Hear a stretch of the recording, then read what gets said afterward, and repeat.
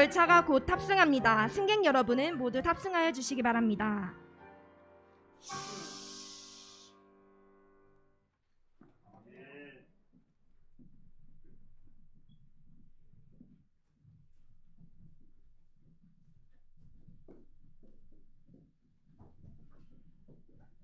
하나님의 나라는 믿음으로 가는 줄로 믿습니다.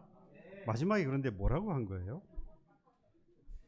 분명히 뭐라고 메시지를 전한 것 같은데 뭐라고 했습니까? 아멘. 곧 출발하니까 여러분들 놓치면 안 됩니다. 놓치면 못 가잖아요. 정해진 시간 있어요. 그 시간이 지나버리면 타고 싶어도 못 타는 겁니다. 구원의 때가 있죠. 은혜 받을 만한 때가 있는 겁니다. 지금이 바로 하나님께 성령을 통해서 열어놓은 때입니다. 오늘도 하나님께서 우리에게 구원에 이르는 마음을 주셔서 이 자리로 인도하심을 믿고 여러분들이 이미 성령의 세미한 음성을 듣고 오늘 주님 앞으로 나아오신 것일 겁니다. 오늘도 하나님 앞에 감사하면서 영광을 돌리는 복된 하루가 되시기를 주님의 이름으로 축복합니다. 세상에서 가장 높은 산이 뭔지 아시죠? 당연히 에베레스트 산입니다. 에베레스트 산. 근데 찾아보니까 아직도 아니다라고 하는 학설을 주장하는 그런 사람들도 있다고 해요. 근데 저는 아직까지 배우기를 이 에베레스트 산이 가장 높은 산으로 알고 있습니다. 작년인지 재작년인지 정확하게 기억은 안 납니다만은 그때 뉴스 보도에 에베레스트 산이 컸다. 키가 컸다. 86cm가 커졌다는 겁니다. 산이 뭐 클 일은 없겠지만 당시에 네팔과 중국이 계속해서 이 산을 다시 높이를 계속해서 측량을 했는데 결론이 그렇게 난 것 같아요. 86cm 그동안 낮게 측정이 되었다. 뭐 이유는 여러 가지가 있다고 해요. 뭐 측량의 방법이 틀렸든지 뭐 그럴 수도 있겠습니다만은 높이가 높아지고 낮아지는 것은 특히 높은 산들 같은 경우는 눈이라든지 또는 지각 변동 뭐 이런 것들은 이제 높아지고 풍화작용이라든지 지진이라든지 이런 것들이 많아지면 낮아지고 그렇게 되어진다고 해요. 제가 이 에베레스트 산에 대해서 이렇게 보면서 혹시라도 이 에베레스트 산을 누가 가장 먼저 등반에 성공을 했는지 궁금했어요. 찾아봤더니 1957년, 53년, 1953년 5월에 영국의 힐러리라고 하는 사람이 가장 먼저 등반에 성공을 했고 우리나라는 그로부터 25년 후에 1977년이죠. 24년 후군요. 23년이니까 1977년에 여러분들 아실 거예요. 고상돈 산악인이 등반에 성공을 했습니다. 에베레스트 산에 이렇게 성공하는 데 있어서는 여러분 공통점이 필요한 게 있어요.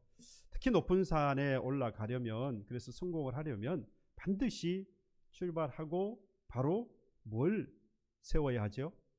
베이스 캠프를 세워야 합니다.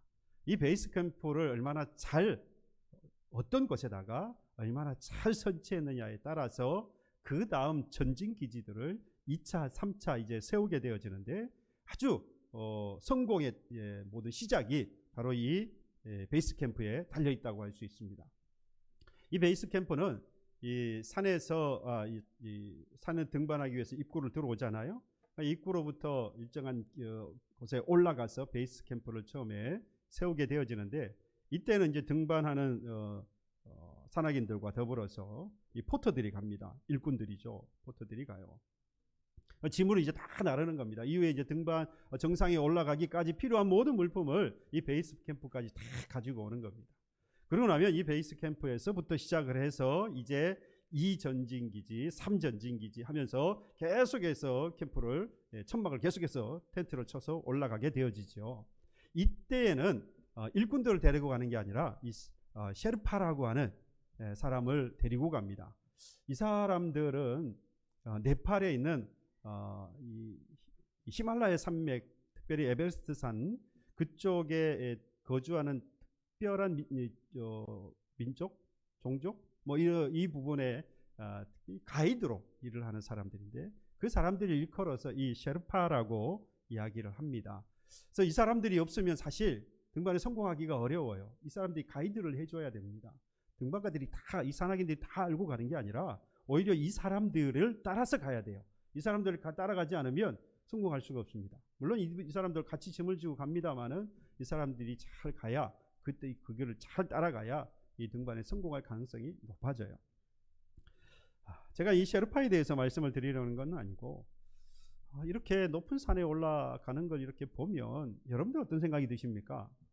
저는 이 목숨을 걸고 이 사지로 올라가는 것 같은 이런 분들을 보면 도대체 왜 올라가나?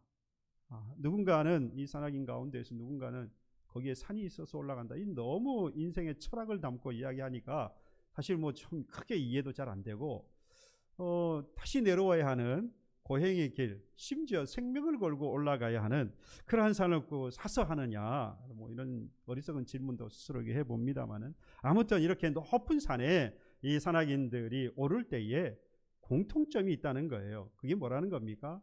가장 먼저 뭘 세운다? 모두가 다 베이스 캠프를 세워야 한다는 겁니다. 이 베이스 캠프를 뭐라고 하느냐? 오늘 제가 본문의 제목으로 삼은 이 전초 기지라고 하는 겁니다. 전초 기지. 이 기지가 잘 세워져야 이후에 말씀을 드린 대로 2전진 기지, 3전진 기지, 그것들이 잘 세워져서 결국 등반에 성공할 수 있다라는 거죠. 이렇게 전초 기지인 이 베이스 캠프는 위쪽에 있는 결국 이 전진 기지를 위해서 준비되어지는 거죠. 그래서 많은 물자들, 꼭 필요한 물자들, 이런 것들을 잘 정리를 해서 비축을 하게 되어집니다. 중요한 기지, 이 전초 기지가 제대로 세워지지 않으면 이후의 전진 기지도 제대로 세울 수가 없어서 결국 목표했던 등반에 성공할 수가 없습니다. 아무리 유능한 그런 산악인이라고 할지라도, 그리고 아주 경험이 많은 이 셰르파를 데리고 간다고 할지라도 이 베이스 캠프에서부터 제대로 세워지지 않으면 아무리 이들이 잘 준비되고 이들이 아무리 유능한 사람이라고 할지라도 성공할 수 없다라는 거죠. 여러분, 모든 일이 그렇지 않습니까? 목표를 정해놓고 그것을 이루기 위해서는 무엇보다도 뭘 잘 세워야 됩니까? 기초가 튼튼해야 하는 것이죠. 전초 기지가 잘 세워져야 한다는 겁니다. 모든 일이 다 그런 것처럼 복음에 있어서도 마찬가지예요. 세상을 향하여 이 세상에 복음을 전하기 위해서 세워진 전초 기지가 있습니다. 여러분, 그게 뭘까요? 바로 교회지요. 이 교회가 바로 복음을 전하는 데 있어서의 베이스 캠프가 됩니다. 전초 기지가 되어져요. 이 교회가 바로 세워져야 제2의 전진기지, 제3의 전진기지가 세워져서 결국에는 목표에 이룰 수 있다라는 이야기입니다. 그러면 전초 기지는, 베이스 캠프는 교회이고, 그러면 그것을 기반으로 해서 앞으로 나아가게 되어지는 제2, 제3의 전진기지는 뭐겠어요? 바로 우리의 가정과 바로 저와 여러분들입니다. 그래서 저와 여러분들이 제대로 세워진 교회를 통하여서 어디로 나아갑니까? 세상으로 가서 복음을 전하는 것이죠. 이것이 이루어지려고 하면 바로 이 베이스 캠프, 이 전초 기지가 제대로 세워져야 한다는 겁니다.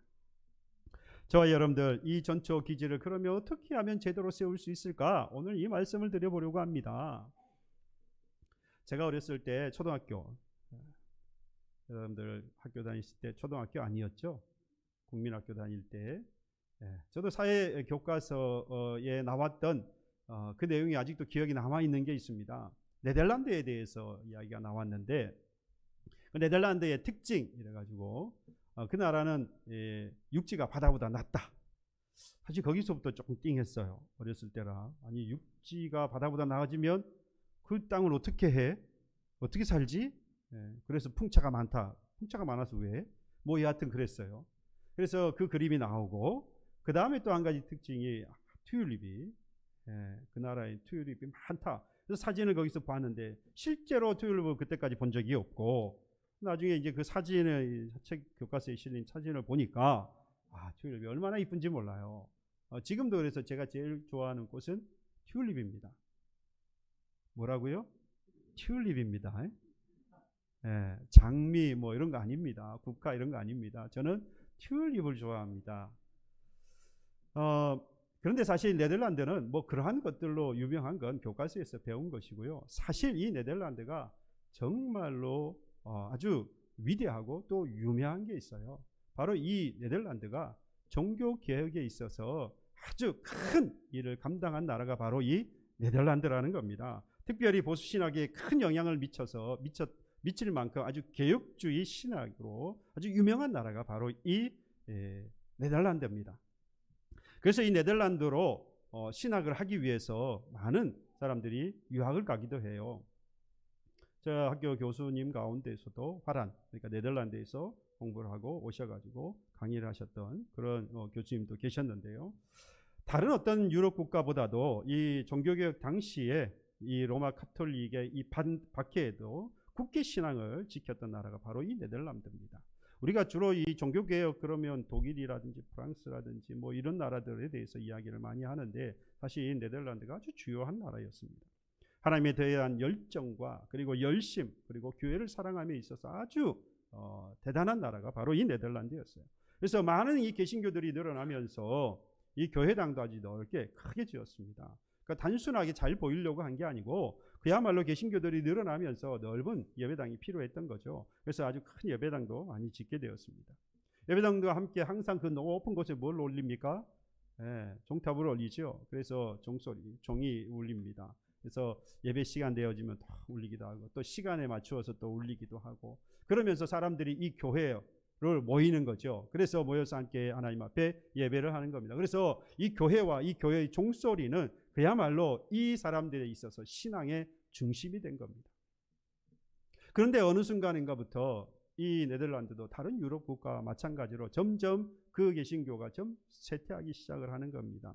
지금도 보면 이 유럽 국가들의 이 교회들이 이렇게 퇴락하고 쇠퇴해가는 것을 보면서 우리 한국 교회도 이와 같이 되어가고 있다. 하루속히 우리 한국 교회도 그들을 보면서 회개하고 다시 그들과 같이 아니하고 부흥하는 한국 교회가 되어야 한다. 그래서 자성하는 소리가 많지 않습니까? 그래서 회개해야 한다는 이야기를 많이 하고 있는데요. 안타깝게도 자꾸만 그렇게 닮아가는 것 같아서 그 마음이 목사로서 또 성도로서 마음이 참 안타깝습니다. 그런데 이 네덜란드도 마찬가지라는 유럽 교회와 마찬가지로 그 교회가 자꾸 쇠퇴하면서 그 교회가 점점 뭐로 바뀝니까? 뭐 레스토랑이든지 카페라든지 심지어 술집으로 유흥업소로 바뀌어가는 겁니다.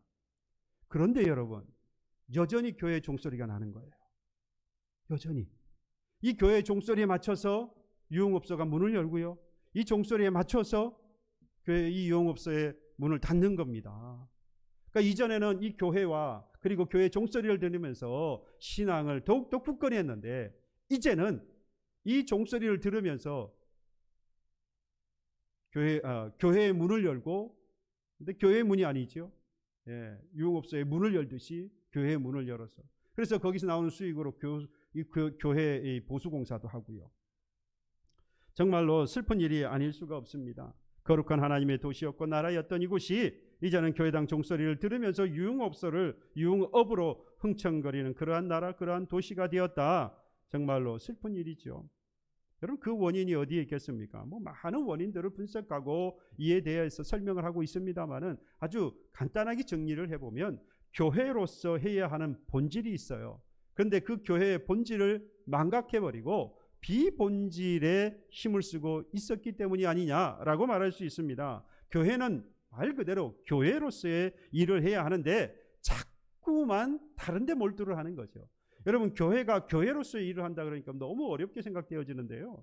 우리도 마찬가지고 교회도 마찬가지고 결국 교회로서 교회가 그리고 성도로서 성도가 그 해야 하는 일이 뭐냐 본질이 뭐냐라고 말했을 때는 아주 간단합니다. 하나님께서 기뻐하시는 일이에요. 하나님께서 기뻐하신 일에 몰두하면 되는데 교회가 하나님께서 기뻐하시는 일을 하는 것이 아니라 누가 기뻐하는 일을 한다는 겁니까? 사람이 기뻐하는 일을 하는 거예요. 사람이 즐거워하고 사람이 좋아하는 일을 자꾸만 교회가 계획하고 그 일을 하는 거죠. 그래서 비본질에 치우치다 보니까 결국에는 본질을 망각하게 되는 겁니다. 그러면 결국에는 그 교회는 쇠퇴하고 성도의 신앙은 사라지게 되는 거예요. 그래서 본질을 반드시 잊지 말아야 합니다. 그러면 여러분 제가 소망하고 바라고 기도하는 것은 바로 우리 믿음의 공동체 저와 여러분 비롯해서 우리 신곡천 교회가 사람을 바라보고 기뻐하고 사람을 바라보고 계획하고 나가는 교회가 아니라, 이러한 것에 관심을 갖는 것이 아니라 하나님이 기뻐하시는 일이 뭔지 이 본질에 관심을 갖고 준비하고 함께 기도하며 나아가기를 저는 간절히 소망합니다. 그게 바로 교회가, 성도가 뭐 하는 길이지요? 사는 길이기 때문입니다. 우리는 사는 길을 가야 하지요. 왜 죽는 길을 선택하는 겁니까?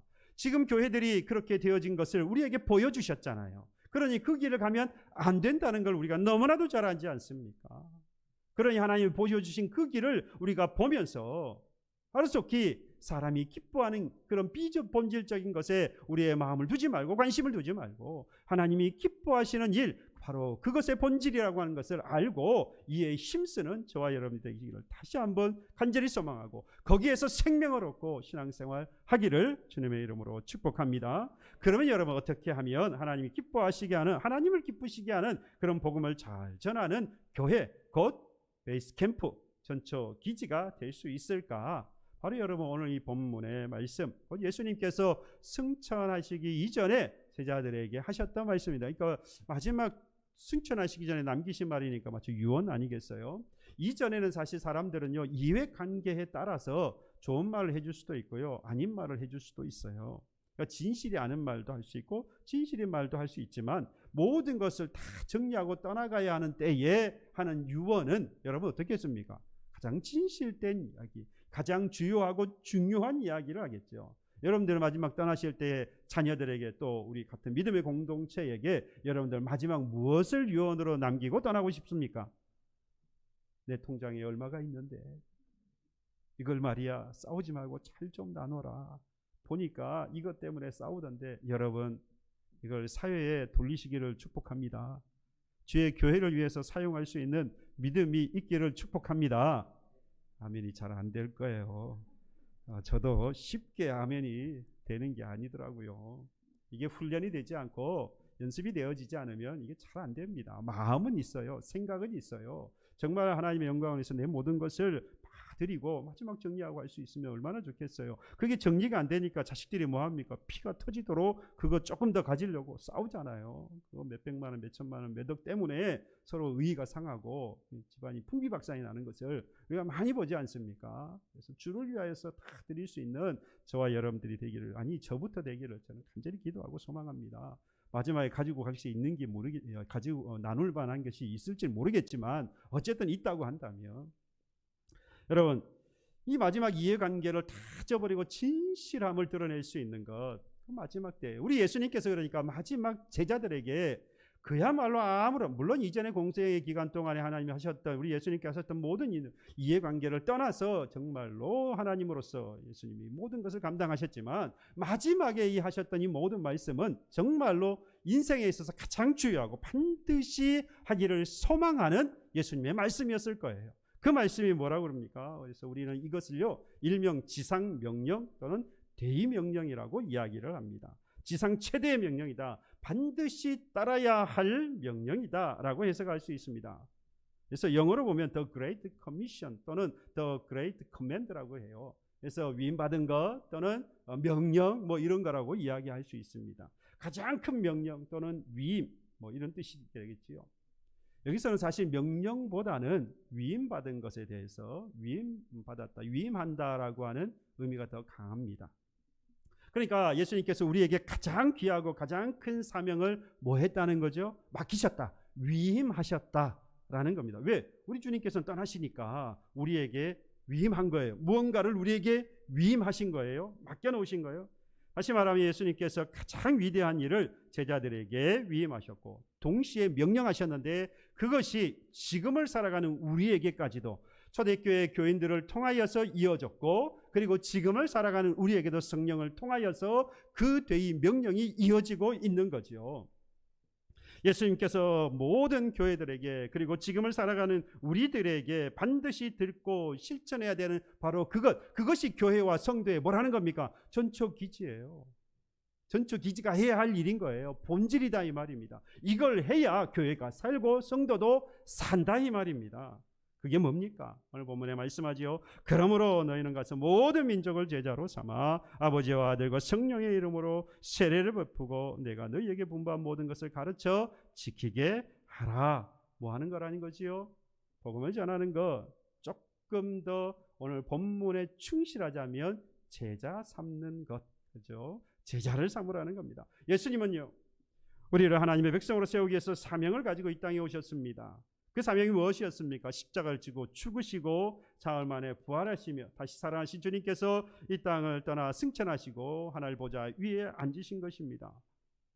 그러니까 교회의 제일 목적, 본질은 바로 죽은 영혼들을 그 예수님께로 인도하는 겁니다. 우리가 바로 그 예수님의 은혜를 입어서 오늘 하나님의 백성으로 섰잖아요. 주의 제자가 되어지지 않았습니까? 그 제자가 된 우리에게 주님께서 다시 말씀을 하고 있는 겁니다. 세상에 나아가서 그들에게 전하라고 말씀하고 있는 거죠. 복음을 전하는 겁니다. 제자를 삼는 거예요. 이것이 바로 본질이에요. 이것 외에는 교회로서 성도로서의 본질이 없다라고 말해도 과언이 아닐 정도로. 왜? 방금 말씀한 대로 지상명령, 대의명령이니까. 누구에게 받은요? 예수님께 받은 대의명령이니까. 왜 제가 이 예수님이라고 하는 단어를 강조하느냐? 오늘 이 18절의 말씀 때문입니다. 여러분, 명령이라든지 위임하는 것은 아무나 할 수 있는 게 아니에요. 그렇죠. 그만한 위치와 자격이 되어야 합니다. 위치와 자격도 없는데 명령하면 따르겠습니까? 예. 반드시 그런 지위와 위치가 있어야 그걸 따를 수가 있어요. 따를 이유가 있는 거죠. 여러분, 18절에 보십시오. 예수께 나와 말씀하여 이르시되 하늘과 땅의 모든 권세를 내게 주셨다. 아버지께서 나에게 하늘과 땅의 모든 권세를 주셨다.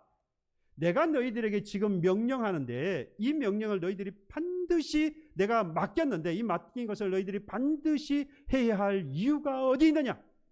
내가 그럴 만한 지위와 그럴 만한 권세가 있기 때문이다. 그러니까 반드시 따라야 한다는 이야기예요. 그 권세가 어디로부터 시작됐습니까? 아버지께로부터 내게 주신 어느 권세요? 하늘과 땅에 있는 모든 권세. 하늘과 땅의 모든 권세를 가지신 분이 우리에게 말씀하시는데 그 말씀을 따르지 않는다? 여러분, 있을 수 있는 일입니까? 여러분, 예수님이 이 땅을 살아가시는데 동안에도 이미 공생애 중에서도 우리 예수님은 그 권세를 다 보여주셨어요. 다 나타내 주셨어요. 예수님이 하시는 말씀에는 권세가 있었습니다. 그래서 이 말씀을 듣는 사람들은 이전에 복음을 전하는 사람들, 이전에 제사장들이나 바리새인 서기관들이 전하는 말씀과 달랐다라고 했어요. 예수님이 하시는 말씀을 듣고는 예수님 권세를 느꼈던 거지요. 예수님이 병 고치는 권세를 행했습니다. 예수님께 나오는 모든 자들은 그 병이 무슨 병이라도 다 고침을 받았어요. 나면서부터 걷지 못하던 자가 걷게 되었습니다. 보지 못하는 사람이 보게 되었고요. 그 당시에 고칠 수 없었던 불치의 병인 혈우병이라든지 또는 나병 환자 같은 사람들이 예수님께 고침을 받았습니다. 심지어 죽은 자가 살아나지 않습니까? 회당장 야이로의 딸이 소녀에 일어나라 하니까 일어납니다. 죽은 사흘이나 되었던 나사로가 썩어 냄새가 나는데도 불구하고 나오라 하시니 뭐합니까? 나오잖아요. 자, 우리 예수님은 이와 같은 기적을 행하시는 분입니다. 그럴 권세를 가지고 계시는 분이에요. 심지어 배가 고파하는 이 장정망 5,000명이 되어진 그 사람들을 물고기 2마리 보리떡 5개로 먹이고도 12광주리가 남는 그런 권세를 가지신 분, 큰 풍랑으로 해서 죽게 되었다고 아우성을 치는 제자들에게 나와서 바람과 바다야 잔잔하라 할 때에 그 바다와 바람마저도 잠잠하게 되는 그런 권세를 가지신 우리 예수님입니다. 하늘과 땅의 모든 권세를 가지신 분이라 이 말이죠. 오죽했으면 그 상황을 보고 제자들이, 그 예수님을 따라왔던 제자들이 하는 말이, 이가 누구이시기에 바람과 바다도 잔잔하는가 두려워하며 놀랐다라고 말했어요. 예수님의 권세는 그만큼 대단한 권세였습니다. 심지어 예수님은 모든 사람들을 위하여 죽으셔서 그들을 구원하시는 그런 권세까지도 주셨어요. 예수를 주라 시인하는 자마다 구원하시는 권세. 여러분, 사람을 구원하는 권세까지도 예수님이 가지신 겁니다. 이 놀라운 권세를 가지신 예수님께서 지금 가지신 그 권세를 믿었던 초대교회 사람들은요, 성도들은요, 그 믿음을 가졌기 때문에 굴하지 않았어요. 로마의 이 핍박에, 그리고 이 로마 황제를 주라 시나라고 할 때에도 여러분 그 핍박을 견디고 주는 오직 예수만 주이시다. 왜요? 그분이 모든 권세, 하늘과 땅의 모든 권세를 가지신 분이니까 우리는 주가 오직 예수뿐이다. 그런 믿음과 확신이 있었기 때문에 어떠한 핍박에도 어떠한 환난에도 견디면서 오히려 그 핍박을 견디면서도 기뻐할 수 있었고 죽는 자리에 가서도 기뻐하면서 하나님을 높여드릴 수 있었던 것입니다. 사랑하는 저와 여러분들에게도 이 믿음이 있기를 주님의 이름으로 축복합니다. 여러분이 이 믿음이 있다고 한다면 이 권세를 가지신 이가 주시라고 하는 사실을 믿는 자이기 때문에 그가 하시는 말씀을 어떻게 따르지 않을 수가 있겠습니까? 그렇지요. 이 권세를 가지신 이가 예수라고 한다면 그 예수께서 맡기신 일을 어떻게 주저하거나 안 하겠다고 포기할 수가 있습니까? 그럴 수 없어요. 바꾸어 말하면 내가 지금 예수께서 말씀하고 계시는데도 불구하고 이 일을 주저하거나 이 일을 하지 않으려고 하거나 또는 이가 말씀하시는 것을 내가 따라가지 않으려고 한다는 것은 결국 내가 뭘 인정하지 않는 것입니까? 예수님께서 아버지께 받은 하늘과 땅의 모든 권세를 가진 자라고 하는 사실을 부정하는 것이죠. 불신앙이다 이 말입니다. 이 사람에게는 구원이 있다라고 말할 수 없어요. 예수님에게는 구원을 베푸시는 권세까지 가지고 계셨잖아요. 구원을 베푸시는 권세까지 가지시는 그 예수님을 믿지 못하는데, 그 권세를 믿지 못하고 주저하고 포기하고 있는데, 그 말씀을 따르지 아니하고 있는데 그 사람이 구원받았다고 말할 수 있겠습니까? 저는 모르겠어요. 여러분, 하나님이 기뻐하시는 이 전초 기지와 전진 기지가 되려면 바로 이 예수께서 하늘의 땅과 모든 권세를 가지신 분이라고 하는 믿음이 있어야 하는 겁니다. 여러분, 저는 참 하나님 앞에 회개하게 되는 것은 시간이 지날수록 이 코로나 팬데믹으로 인하여서 우리가 이 악한 영에 많이 속았다, 그런 생각이 들어요. 우리도 모르는 사이에 하늘과 땅의 권세를 가지신 분이 우리 예수님이고 주님이신데 우리가 이 코로나 팬데믹을 핑계로 해서 그 예수님의 권세를 부정한 것이 아니었느냐. 여러분, 아무리 세상에 권세가 있어서 코로나 팬데믹이라고 하는 권세가 우리를 억눌렀다고 할지라도 여러분, 우리에게는 예수님의 권세, 하늘과 땅의 모든 권세를 가지신 예수님이 계시니 우리는 이걸 이겨나갔어야 하는데 그러지 못했던 것이 아닌가. 그런 부분에 있어 저와 여러분들 분명히 회개해야 합니다. 다시는 이 악한 영들의 이 악한 꾀에 빠져서 하늘과 땅의 모든 권세를 가지신 그 예수님을 부정하는 일이 없어야 하겠습니다. 불신앙에 빠지는 일이 없기를 소망합니다. 하나님이 기뻐하시는 복음의 전초기지와 전진기지가 되기를 간절히 소망합니다. 이 권세를 가지신 예수님께서 뭐 하셨습니까? 우리에게 뭐 하셨다고요? 위임하셨다 이 말입니다. 맡기셨어요. 그리고 명령하셨습니다. 뭘요? 이미 말씀을 드린 대로 우리가 잘 아는 것처럼 그러므로 너희는 가서 모든 민족을 제자로 삼아 아버지와 아들과 성령의 이름으로 세례를 베풀고 내가 너희에게 분부한 모든 것을 가르쳐 지키게 하라. 여러분, 제자들에게 가서 세례를 주고요, 제자들에게 제자 삼으라고 말씀합니다. 여러분, 여기에서 세 가지 명령형이 나와요. 가라는 말이 나오고 세례를 베풀라라는 말이 나오고 가르쳐 지키게 하라라고 하는 말. 이 분사형으로 된 명령인데요. 분사형이라는 말은 누군가를 꾸미고 있다라는 이야기로 보시면 돼요. 그래서 가서 뭐하라? 제자 삼으라. 세례를 베풀어 제자 삼으라. 가서 가르쳐 지키는 제자 삼으라. 그래서 제자 삼는 것이 모든 것에 뭐가 되어 있습니까? 초점이 맞춰져 있어요. 제자 삼는 것에 모든 초점이 맞춰져 있는데 그 제자 삼기 위하여서 가라고 말씀하시고 세례를 베풀라 말씀하고 계시고 가르쳐 지키게 하라고 말씀하고 있는 겁니다. 근데 여러분, 뒤에 나오는 두 가지, 세례를 베풀고 가르쳐 지키게 하는 것은 나중 일이에요. 그렇죠. 그리고 또 이 일을 하는 사람은 특별한 어떤 부류가 있어요. 그러나 우리 모두에게, 저를 비롯한 우리 모두에게 하나님께서 가서 제자 삼으라고 할 때에 우리 모두가 해야 되는 건 그럼 뭡니까? 바로 처음에 나오지요. 가라는 겁니다. 가서 제자 삼으라라고 말씀을 하고 있는 겁니다. 그런데 오늘날 교회를 보면요, 앉아 있어요. 그리고 마냥 기다리고 있습니다. 기도하지만 기도하면서 오기를 기다리고 있어요. 더불어서 이 코로나 팬데믹이라고 하는 제한 때문에 그걸 핑계를 삼아서 가지 않으려고 하고 또 가지 않아도 된다라고 생각을 하고 있습니다. 여러분, 우리도 교회 안에서만 신앙생활하는 자가 되어서는 안 됩니다. 교회 안에서만 신앙생활을 잘하면 좋은 신앙이라고 우리가 생각하기 쉬운데 그렇지 않습니다. 믿는 사람들끼리만 은혜롭다, 재미있게 사는 것, 신앙생활하는 것, 여러분 함께 모여서 은혜 받고 함께 모여서 사랑을 받고 누리는 것은요, 우리 안에서 누리는 것을 그치라 하는 게 아니고요, 넘쳐나야 되는, 넘어가야 하는 거죠. 그래서 다윗이 고백하지 않습니까? 내 잔이 넘치나이다. 왜 내 잔이 넘치겠어요? 하나님께서 그에게 은혜를 충만히 주시고 찬이 가득 차게 하면 되는데 넘쳐나는 거예요. 여러분, 우리로 하여금 하나님께서 구원을 베푸셔서 우리의 마음속에 기쁨과 감사와 만족이, 그리고 함께 우리가 사랑을 나누는 것은 우리 안에서 그치는 것이 아니라 넘어가야 한다는 거예요. 넘쳐나야 하는 거예요. 세상으로 나아가야 하는 것입니다. 함께 모여 은혜 받았으면 여러분 제자 삼기 위해서 세상으로 나아가야 하는데 우리가 너무 주저하고 너무 포기하고 있는 겁니다. 이미 말씀을 들은 대로 이건 뭐라는 것이죠? 뭘 부정하는 것입니까? 불신앙입니다. 뭐에 대한 불신앙입니까?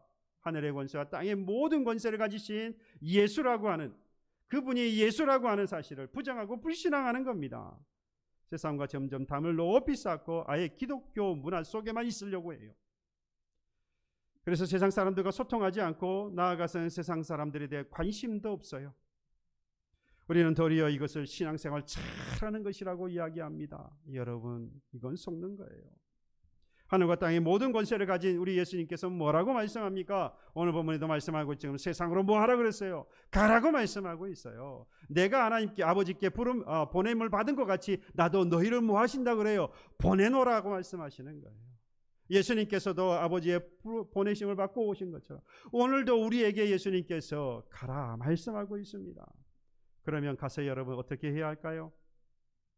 가서 그들을 주께로 인도하려면 우리가 무엇을 해야 하겠는가라는 겁니다. 여기에 우리 초점이 있죠. 말씀을 드린 대로 세례를 주고 말씀을 가르쳐 지키게 하는 것은 누군가가 할 일이고 그리고 나중에 할 일이에요. 우리 모두가 해야 하는 것은 가는 것인데 가서 어떻게 해야겠냐는 거죠. 우리는 모두 하늘과 땅의 권세를 가지신 예수님의 보내심을 받아서 세상에 가서 주께로 그들을 인도해야 하겠는데 어떻게 하면 인도할 수 있겠느냐? 하나님께서 갈 때에 우리에게 뭘 요구하고 계시느냐? 바로 헌신입니다. 헌신. 헌신은요, 또 다른 말로 희생이라고 말할 수 있어요.